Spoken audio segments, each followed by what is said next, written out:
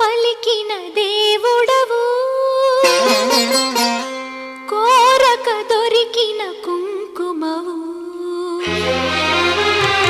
ఏమని పిలువను నేను, ఇలవేల్పుగా నిన్ను కొలిచేను. ఏమని పిలువను నేను, ఇలవేల్పుగా నిన్ను కొలిచేను. ఏనాటిదో